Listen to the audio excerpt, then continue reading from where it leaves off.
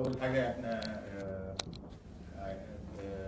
نتكلم عن الإي فيزا، والإي فيزا ابتدت في 1 يونيو لجميع الجنسيات. Have officially declared that the war between them has ended because for over 20 years or close to 20 years there was a state of no war, no peace. A complete stalemate between our two countries, where there is no any kind of movement, direct movement, be it at people-to-people level or at the government level. So there was a very courageous and bold initiative by our new Ethiopian Prime Minister, which indeed I was very much privileged to host him here in Cairo, where he had a meeting with President El-Sisi. A very courageous gentleman with a vision not only exclusively for Ethiopia, but also for the entire region. And he was determined to bring, to overcome any kind of conflict and misunderstanding amongst the regional countries, because he foresaw that unless and otherwise peace prevails in this part of the world, we can't just think of, about development, we can't think of about tranquility, and we can't think of anything that has to do with movement of people, be it through road transportation or air services and what have you. So he forged and did what some thought unimaginable in our times, because we have never thought that he would take the bold measure of going to Asmara and have a meeting with the leader of that country. We have indeed said that is something that even after it happened, we thought is completely surreal, something that we have never imagined, and where when it was actually happening, we were taken with a kind of a puzzled scenario where we were not able to even, we're not sure even after we're looking at it, we're completely taken with a kind of a state of enigmatic that this was really happening in Ethiopia, in Eritrea, and as well as in Ethiopia. So that peace initiative has offered many opportunities for businesses and also for investment and movement of people. As you know that we were one people, separated for, as we call it, for historical incidents of colonialism. But when we came together and bury our hatchets and our weapons, it looks that the euphoria and the feeling of many people, it's not just simply something that happened between two countries, but it looks that something that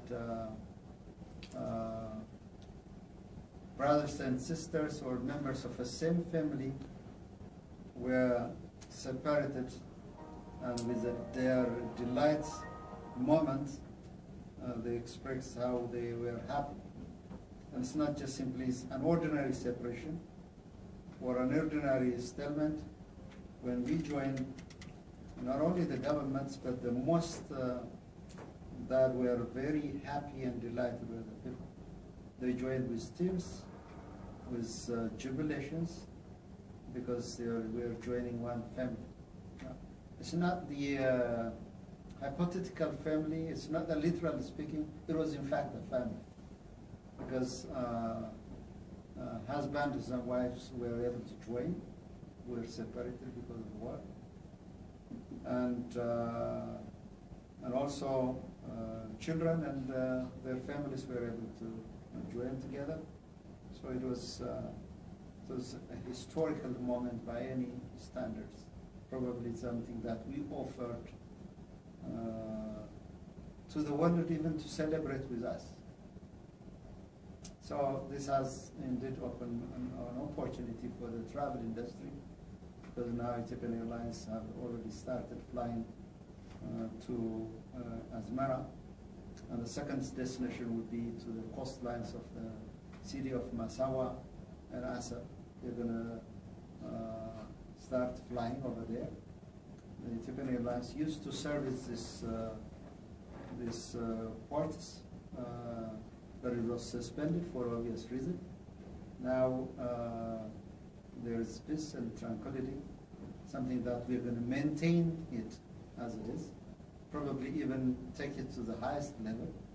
But in the meantime, there's an opportunity where tourists and those who want to go, even for family reunion, they can use the Ethiopian Airlines. So the travel industry has added other destinations in general. Massawa is a well-known coastal city, very much highly revered for its coral reefs. So many people want to go and visit that. And likewise, including ASAP, with a lot of opportunities, not only also in travel, but also taking cargo and as well as for tourism purpose. So I'm just trying to explain what you already know and what you already celebrated as journalists who are very much interested and have been reporting. I believe this is just simply a moment where we all cherish, and also a lesson for other African countries, including other conflict areas. When there is a commitment and determination, peace is possible. Peace is achievable.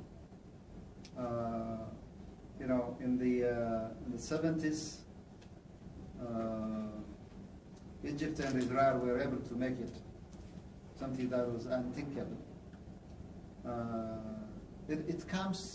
It's a rare moment in the human history, very rare. When it comes so quickly.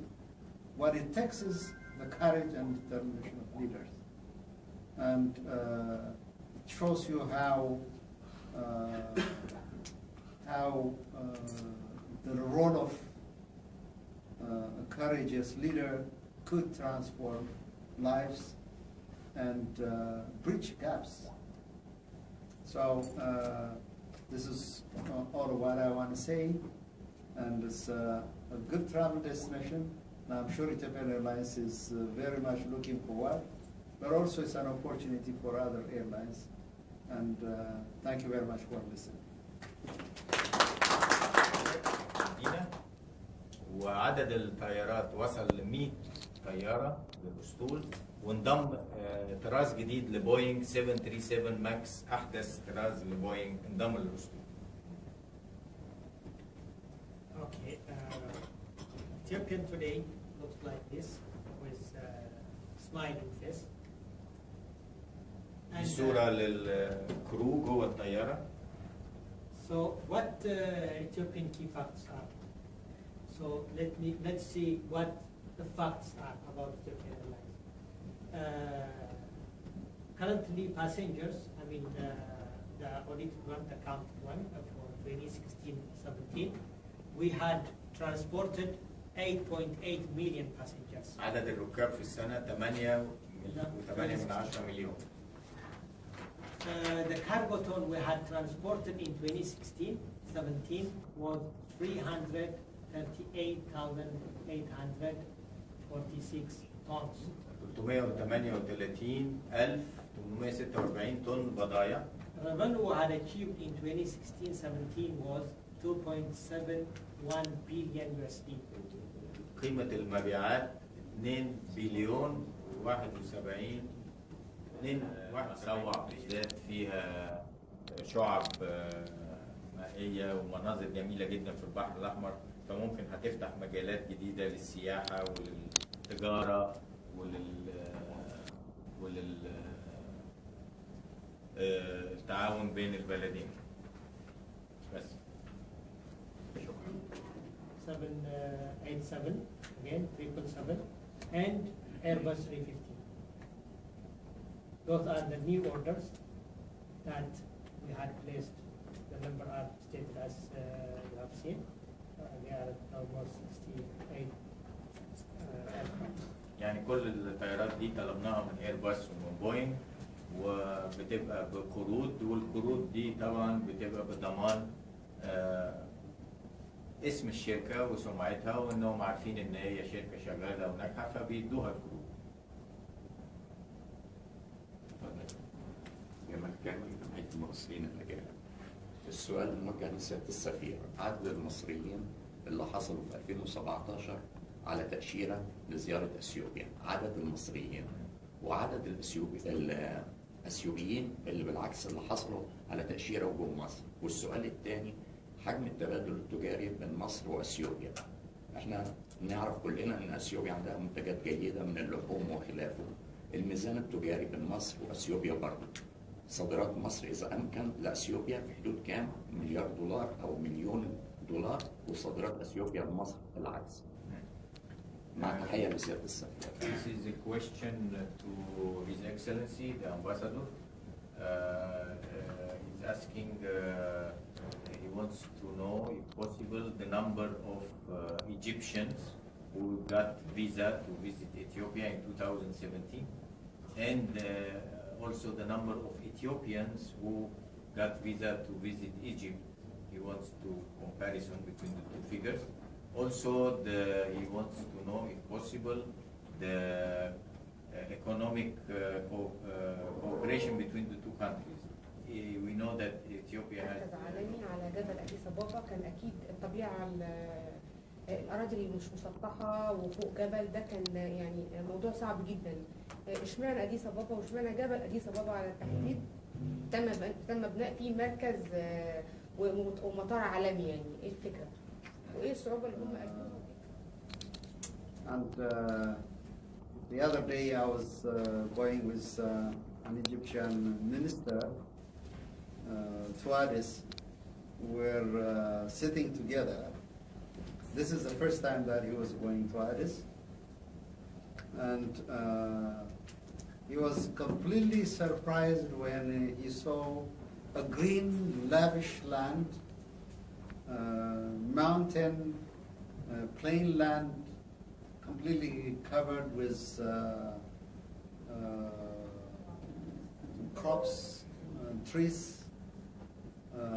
And he said to me that when I think of Ethiopia, he thought that it was just simply, of course, a fertile land, but a completely dry land. So that concept somehow was instilled not only within the Egyptian community, but society, but also in other parts of the world, that people assume that the natural environment is hostile. No, it's not. It's very conducive. So the Ethiopian Airlines became very much successful because of not the types of aircraft it has, but because of the management and the personnel it has.